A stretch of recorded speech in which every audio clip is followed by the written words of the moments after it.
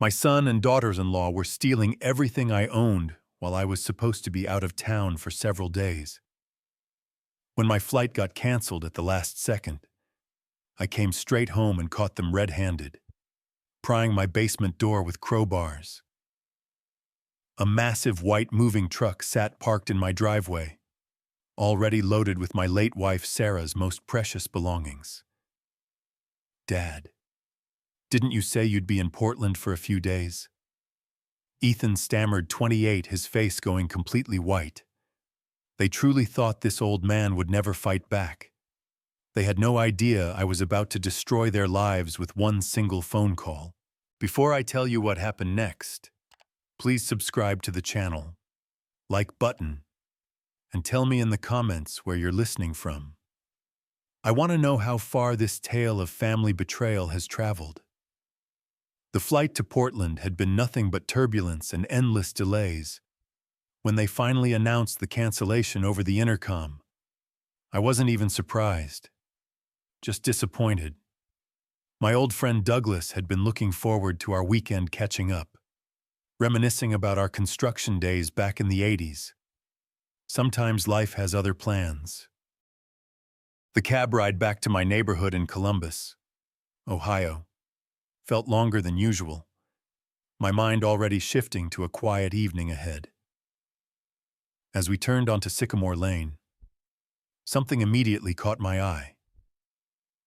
A huge white moving truck was parked in my driveway, its rear door hanging wide open.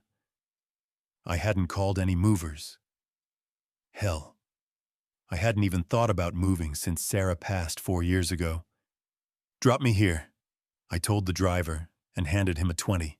My contractor instincts were screaming that something was very wrong. I approached my ranch-style house slowly, the hot Ohio sun beating down. The truck's engine was still warm. Whoever was here wasn't expecting me back today. That's when I heard it. Metal scraping against metal coming from the side of the house. I crept along the path beside Sarah's rose bushes, following the sound to my basement entrance. What I saw next made my blood run cold. There, kneeling by my basement door with crowbars in their hands, were my son Ethan and my daughter-in-law Madison.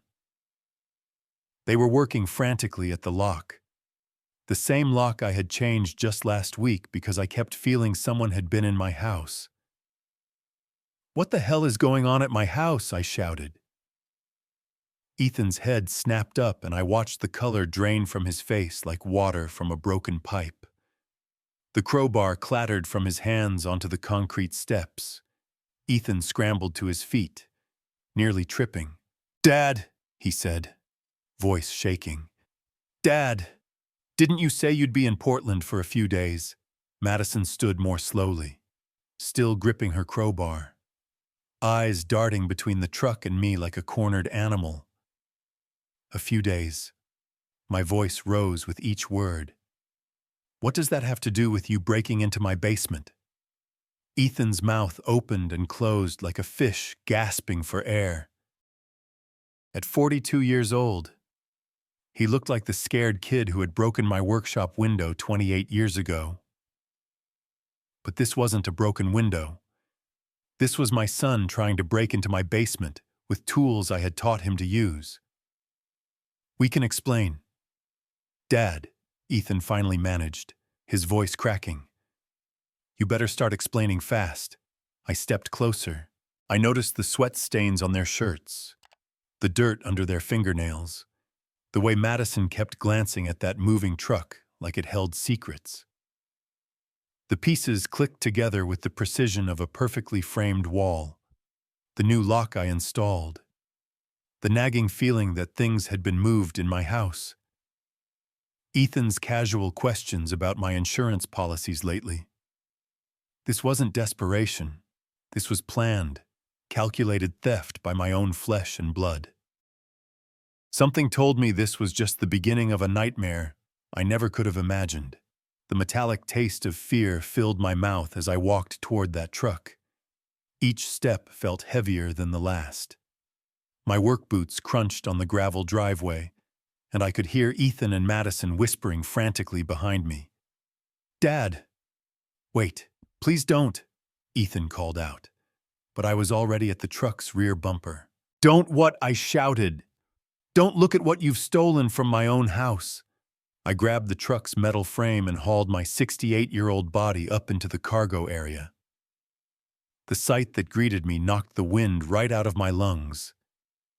There, carefully wrapped in moving blankets, was Sarah's antique dining room set, the mahogany table and 8 chairs we had saved up for during our first 2 years of marriage. I had worked double shifts for 4 straight months just so we could afford that set from an estate sale in Dayton. "Jesus Christ," I whispered, pulling away more blankets. My vintage tool collection sat in neat rows, hand planes from the 1950s, my grandfather's chisels, the level that had been with me on every job site for 45 years. These weren't just tools. They were extensions of my hands, each one worn smooth by decades of honest work. "We were just storing them temporarily," Ethan said from the ground, his voice desperate. "You thought what I spun around to face him. You thought you'd help yourselves to everything I've worked for." Madison stepped forward, her real estate smile plastered on her face. "Julian, you have to understand. We were trying to protect these things. The house has been sitting empty so much." "Empty," I roared. "I live here. This is my home."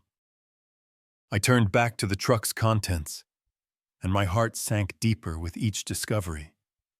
Sarah's jewelry box, the one I had made her in my workshop for our 15th anniversary.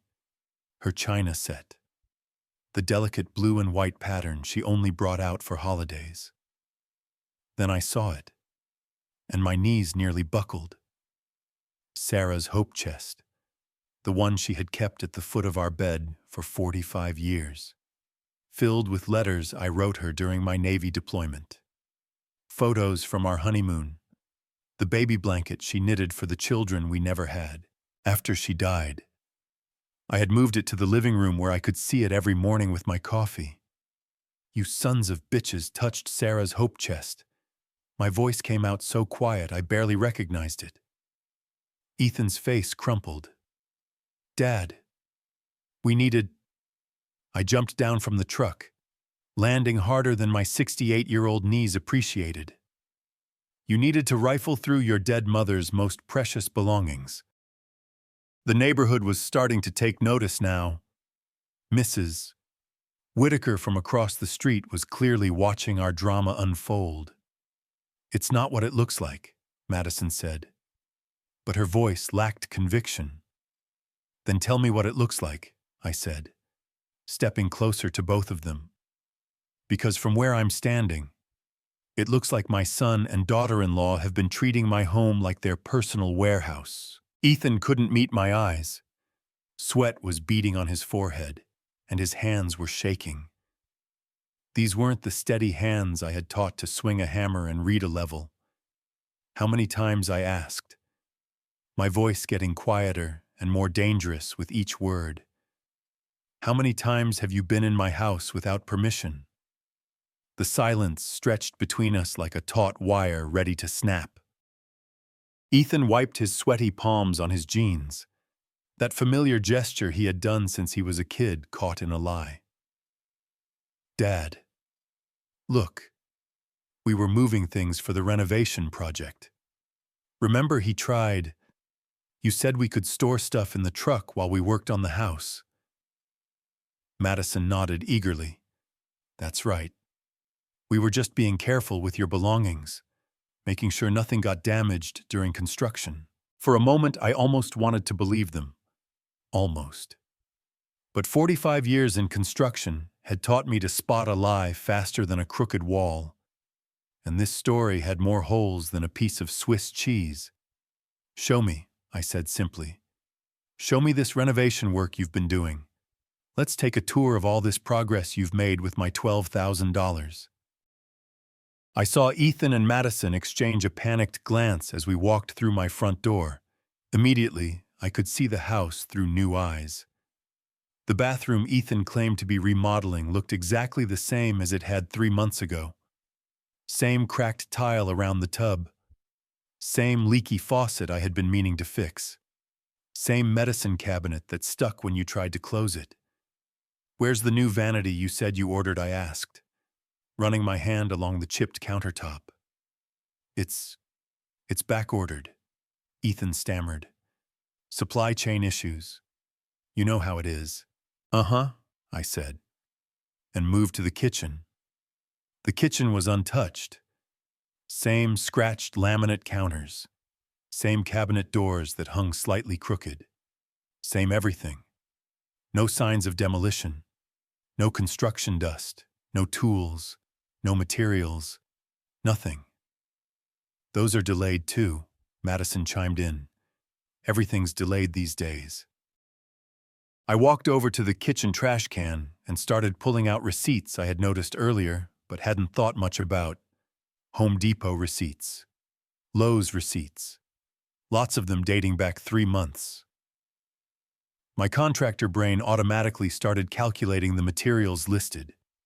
2x4S drywall, tile, plumbing fixtures, electrical components. "A funny thing about these receipts," I said, spreading them out on the kitchen counter like evidence in a courtroom. "It says here you bought $1,800 worth of tile on May 21st. Where is it?" Ethan's face was turning red. "We returned some stuff. Changed our minds about the design," he said. I pulled out my phone and called the Home Depot customer service number printed on one of the receipts. Ethan watched in horror as I navigated through the automated system. "Hi. I need to check on some returns made on this account," I said when a human finally answered and read off the receipt number. The silence in my kitchen was deafening. Even Madison had stopped trying to look confident. "I see," I said to the representative. "So these items were returned the same day they were purchased for cash. Thank you." I hung up and looked at my son. Really looked at him.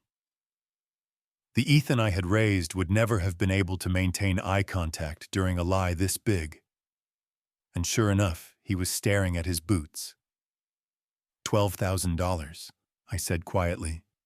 $12,000 of materials that you bought and returned the same day every single time. "Dad, I can explain," he started. "You've been running a scam on me for 3 months. The words tasted bitter in my mouth. Taking my money, buying materials, returning them for cash, and telling me it was all for home improvements that never happened." Ethan's shoulders sagged like a building with a broken foundation. "We were desperate. Dad. We needed... If you could lie about this for months, what else have you been hiding? Julian, everything all right over there?" I turned to see Gregory Sullivan crossing the street. His weathered face creased with concern. Even at 71, Gregory still moved with the purposeful stride of the Columbus police detective he had been for 35 years before retirement. His sharp eyes were already taking in the scene, the moving truck. Ethan and Madison looking guilty as hell, and me probably looking like I had aged 15 years. "Gregory, thank God," I said, genuinely relieved. I could use a witness right about now. Gregory's cop instincts kicked in immediately. He glanced at the truck, then at Ethan and Madison, then back at me. "Moving day, I thought you weren't planning to sell anytime soon." "I'm not moving anywhere," I said firmly. But apparently my son and daughter-in-law thought they'd help themselves to my belongings while I was supposed to be out of town.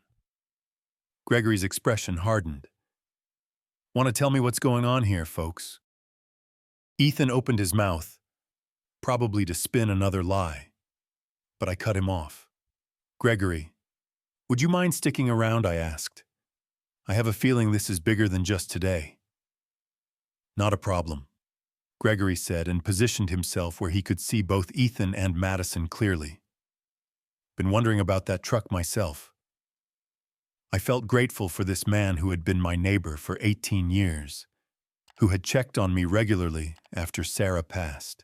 "Let's take a look inside," I suggested. "See if we can figure out how long this has really been going on."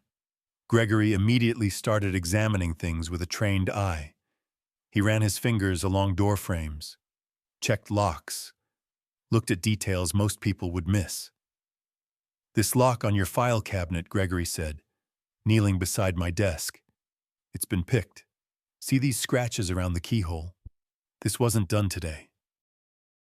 My stomach dropped. The file cabinet contained important documents, insurance papers, property deeds, financial records.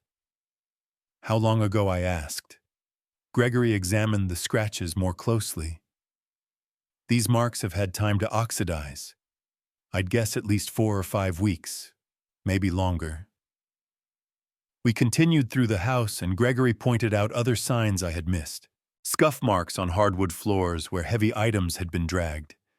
Dust patterns on shelves where objects had been moved and replaced, but not quite right. The subtle signs of a house that had been systematically gone through. "Julian," Gregory said quietly. "How often have you been leaving the house lately?" I thought about it. More often since Sarah died. Grocery shopping, doctor appointments, weekly poker at the VFW. "And Ethan knew your schedule," Gregory finished. The pieces were falling into place. He had been asking lots of questions lately. When I had appointments, if I was planning trips, I thought he was just being caring. Gregory nodded grimly. "Classic pattern. They've been watching your routine, timing their visits for when you'd be gone." I felt sick. This wasn't a spur-of-the-moment theft. This was calculated, methodical. My own son had been treating my home like his personal storage facility for months. "There's more," Gregory said, examining my bedroom window. "This lock's been tampered with too. They weren't just using a key. They had multiple ways in. The systematic nature of it hit me like a sledgehammer. Every time I had felt like something was out of place, every moment I had questioned my memory. It had all been real. I had a terrible feeling we were about to discover something much worse." Standing in my study, staring at that picked file cabinet lock, I felt my hands start to shake. Not from fear, from rage. If they had been going through my personal documents, there was no telling what kind of damage they might have already done. "Gregory, I need to make some calls," I said, reaching for my phone with fingers that felt clumsy and thick. My lawyer, Benjamin Carter, had handled Sarah's estate and our wills. "Benjamin, it's Julian Reynolds. I need to ask you something, and I need you to be straight with me. Has anyone contacted your office asking about my house or any refinancing options?" There was a pause that made my stomach clench. "Actually, yes," Benjamin said. "About 1 month ago, someone called claiming to represent you, asking about the process for a home equity loan and what documentation would be needed." Someone claiming to represent me, my voice came out strangled. "I never authorized anyone to call you. I thought it was odd," Benjamin admitted. "The person knew quite a bit about your financial situation, but something felt off. I told them you would need to contact me directly." I hung up and immediately dialed my bank. Gregory watched me, his cop face grim as he listened to my half of the conversation. "This is Julian Reynolds. I need to know if anyone has run a credit check on my account recently, without my authorization." The customer service representative put me on hold. Those 4 minutes felt like 4 hours. "Mr. Reynolds." "Yes. There was a credit inquiry made 3 weeks ago for a potential home equity line of credit. The inquiry came from Midwest Capital Lending." "I never applied for any mortgage," I said, my voice getting louder. "I never even heard of Midwest Capital Lending." Gregory was already pulling out his own phone, typing something. He showed me the screen. Midwest Capital Lending had a cheap, thrown-together website, the kind of operation that specialized in quick deals and didn't ask too many questions. I went straight to my file cabinet, pulling out the drawer that held my most important documents. The folder where I kept copies of my house deed was there, but it felt too thin. The photocopies were gone. The insurance papers, the property survey, even the appraisal I had done 2 years ago. Everything. They took everything they'd need to forge a mortgage application. I said, my voice barely above a whisper. Gregory came over and looked at the folder with me. Madison's in real estate. Right, Gregory asked. She'd know exactly what documents are needed, what the process looks like, and she'd have connections, mortgage brokers, notaries, people willing to cut corners for the right price. I thought about all those times Ethan had been in my study during the fake renovation project. All those opportunities to photograph documents, copy signatures from old contracts. They weren't just planning to steal my belongings. They were planning to steal my house. Gregory nodded grimly. Home equity scam. They'd take out a loan against your property, pocket the money, and disappear. By the time you found out, they'd be long gone, and you'd be stuck with a mortgage you never signed for. I sank into my desk chair, feeling every one of my 68 years. Sarah and I had worked 38 years to pay off this house. It was our legacy, our security, the one thing I had left of the life we built together. How much could they have gotten, I asked, though I wasn't sure I wanted the answer. House like this in this neighborhood, probably 350 to 400,000, Gregory said. Enough to disappear and start over somewhere else. They didn't just want my belongings. They wanted my entire life.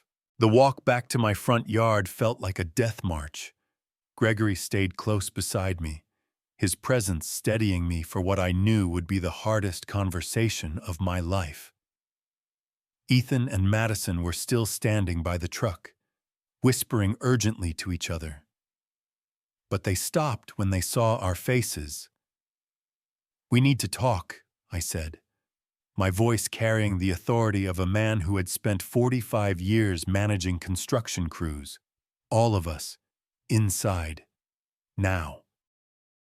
In my living room, I sat in Sarah's favorite blue recliner, the one where she spent her last months reading mystery novels and watching birds at the feeder outside our window. Ethan and Madison took the couch while Gregory positioned himself by the door like the cop he had once been. I'm going to lay this out for you, I began, pulling out the file folder I had grabbed from my study. And I want the truth. No more lies. No more excuses. I opened the folder and spread the evidence across my coffee table like a prosecutor presenting a case. First, the fake renovation scam. $12,000 of materials purchased and returned for cash over 3 months. I have the receipts, the return confirmations, everything. Ethan couldn't meet my eyes, but Madison was staring at me with something that looked almost like defiance. Second, systematic theft from my home. Months of break-ins. Stolen property loaded into that truck outside. My lawyer estimates the value at $22,000 minimum. Dad, Ethan started, but I held up my hand. I'm not finished. Third, identity theft and attempted mortgage fraud. Someone used my personal information to inquire about refinancing my house. A house that has been paid off for 6 years. Ethan's face crumpled like wet cardboard. We never meant for it to go this far. How far did you mean for it to go? I asked. Just a little theft. Just a small betrayal. How we're desperate, Ethan said, and I could hear the tears in his voice. I lost my contracting business 9 months ago, he continued. We owed money everywhere. Credit cards, rent, car payments. Collectors were calling every day. I looked at this man who had once been my little boy, the kid I had taught to swing a hammer and read a level. The same hands that helped me build a treehouse were now shaking with shame. "So you decided to steal from your father," I said quietly. "We thought you had so much." Madison finally spoke up, her voice sharp with resentment. "This big house, all those antiques, Sarah's jewelry just sitting there unused," she went on. "You're one person living in a 4-bedroom house while we can barely afford a 1-bedroom apartment. So you felt entitled to it." "We felt like family should help family," she shot back, "instead of hoarding everything while your son struggles." Gregory shifted by the door, and I could see his jaw clench. He had dealt with people like Madison before, the ones who twisted desperation into justification. "Family helps family," I repeated slowly. "By asking, by being honest about problems, not by stealing and lying and plotting to forge documents." I pulled out a calculator and started adding up numbers. The stolen merchandise, $22,000. The fake renovation materials, $12,000. Legal fees for dealing with the mortgage fraud attempt, probably another $6,000.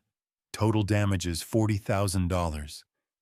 The number hung in the air like smoke from a house fire. $40,000, I said again. That's what this betrayal has cost me. Ethan was openly crying now, his shoulders shaking. "Dad, we don't have that kind of money. We don't have any money." "Then you'll get it," I said, surprised by the steel in my own voice. "You have 30 days. 30 days to prove you remember what family actually means." Madison laughed, but it sounded more like a bark. "That's impossible." Then I pressed charges for theft, fraud, conspiracy, and anything else my lawyer can think of. I looked directly at Ethan. The sound of Ethan's pickup truck leaving my driveway that evening was the last normal thing I heard for a month. What followed was a blur of phone calls, desperate visits, and the slow, painful process of watching my son either rise to the occasion or destroy himself trying.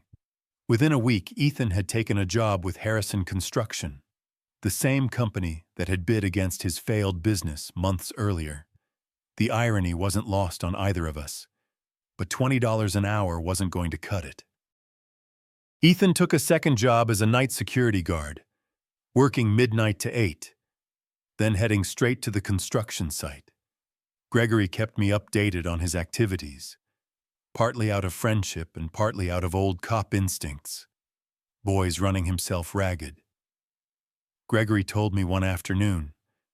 Saw him at the gas station yesterday. Looked like he hadn't slept in days. I wanted to feel sorry for him. Part of me did. But every time I walked through my house and saw the empty spaces where Sarah's things had been, that sympathy hardened. Ethan started selling everything he owned. First went his truck, the Ford F-250 he had been so proud of. He traded it for an old Chevy Impala that barely ran. Then his tools, the good ones I had given him when he started his business. Watching him sell those was like watching him sell pieces of his identity. Weekend landscaping brought in a few hundred more. I would drive past job sites and see him bent over flower beds, sweat staining his shirt even in cool November air. But the biggest blow came from Madison. 2 weeks in, she filed for divorce and cleaned out their joint savings account. $8,000 that could have gone toward restitution. Instead, it funded her fresh start away from the consequences of their crimes. She moved in with her sister in Cleveland. Ethan told me during one of his brief progress reports. He looked like a ghost. Hollow cheeks, bloodshot eyes, hands shaking from exhaustion. She said she wasn't going to let my family drama ruin her life. He whispered.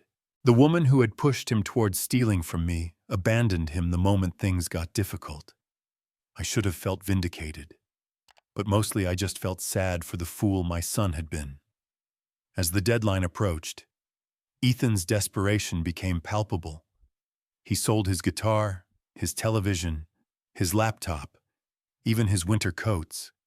The man who had once run a successful business was living like a monk, every possession sacrificed to restitution. On day 30, he knocked on my door at 7 in the morning.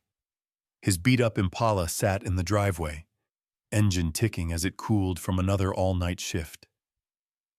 He looked terrible, thinner than I had ever seen him, wearing clothes that hung loose on his shrinking frame. But his eyes were different, clearer. The shifty, guilty look was gone, replaced by something that might have been dignity. He held out an envelope thick with cash and money orders. $28,000, he said quietly. I know it's not the full 40, but I'll keep working until every penny is paid back. I took the envelope, feeling its weight. It represented months of 18-hour days, of selling everything he ever cared about, of choosing the hard path, when the easy one would have been to run like Madison had. Dad. I know it's not enough, he whispered, but I'll keep working until every penny is paid back. I stood in my kitchen that evening, staring at the envelope of cash Ethan had given me while the weight of 38 years of marriage to Sarah pressed down on my shoulders. $28,000. More money than most people could scrape together in desperation, but still 12,000 short. The house felt different now, quieter, as if holding its breath waiting for my decision. I could hear the old grandfather clock Sarah had insisted we buy 25 years ago ticking away the seconds. What would Sarah do? I knew the answer before I finished asking. Sarah had always been the merciful one, seeing the best in people even when they had shown their worst. She had insisted we give Ethan another chance when he dropped out of college. She had welcomed Madison into our family despite my doubts. But Sarah had also been nobody's fool. She believed in second chances and consequences. Forgiveness, but not at the expense of justice. Gregory knocked on my back door around 8, letting himself in like he had 100 times before. He found me at the kitchen table, the envelope in front of me like evidence in a trial. Rough day, he asked. Pouring coffee. 30 days. He actually tried harder than I thought he would. I said. Gregory sat down, his cop eyes reading my expression. But I keep thinking about what you said about patterns, about people who steal from family. That's true, Gregory agreed. But I also saw that boy work himself half to death, sell everything he owned. That's not someone planning to do it again. Madison's the one who really orchestrated this. Wasn't she, from what I could see? Yeah, Gregory said. She had the knowledge, the connections, the cold blood to steal from an old man. Ethan was just weak enough to follow. Gregory leaned back, thinking, you know, in 35 years of police work, I learned there's a difference between justice and revenge. Justice is about making things right and preventing future harm. Revenge is just about making yourself feel better. That night, I made my decision. I called my lawyer and had him draw up papers. A restitution agreement for Ethan, allowing him to pay back the remaining $12,000 over 36 months with interest and criminal charges against Madison for theft, fraud, and conspiracy. She had shown no remorse, taken no responsibility, made no effort to make amends. The next morning, Ethan knocked at exactly 7 a.m., carrying only the weight of uncertainty. Dad, he started, but I held up my hand. I've made my decision, I said. You're going to sign a restitution agreement, 36 months to pay back the remaining $12,000 plus interest. You'll also attend financial counseling. His face crumpled with relief. Thank you, Dad. I promised. And if you break this agreement even once, I press full criminal charges. No second chances after this. I understand, he whispered. I looked at this man who had once been my little boy, who had made terrible choices but was trying to make them right. Ethan, I'm also pressing charges against Madison. I continued. She orchestrated this whole thing and then abandoned you when it got hard. He nodded slowly. She deserves whatever's coming. As for us, I said, we're going to rebuild this relationship the right way, with honesty, boundaries, and respect. How do I earn back your trust? He asked. Trust isn't rebuilt with words, I told him. It's rebuilt with consistent actions over time. 9 months later, I was sitting on my back porch watching Ethan replace the rotted boards on my deck. And for the first time since that terrible afternoon, my house felt like home again. The work he was doing now was different. Honest work paid for with money he had earned at his construction job. Every Saturday morning he would show up with his tools and tackle whatever project needed doing. Not because he had to anymore, but because he wanted to. Because this was how a son helped his father. Hand me that level. Would you? Dad Ethan called out, sweat beading on his forehead despite the cool April air. I passed him the tool, watching as he checked his work with the same careful precision I had taught him 25 years ago. His hands were steady again, confident. These were the hands of a man who had found his way back to himself. Ethan had kept every promise he had made. The monthly payments arrived like clockwork, always on time. He had found a small apartment near his job site, nothing fancy but clean and honest. He had even started dating a woman named Lauren who worked at the credit union, a quiet, sensible woman who knew his whole story and didn't judge his past. Madison had faced criminal trial and received 3 years probation with a restraining order keeping her away from my property. She lost everything that mattered: her marriage, her reputation, her career. Dad, Ethan said, setting down his hammer and looking at me directly. I know I've said this before, but I need to say it again. I'm sorry. Not just for stealing from you, but for becoming the kind of person who could steal from you. I nodded, accepting the apology the same way I had the previous dozen times.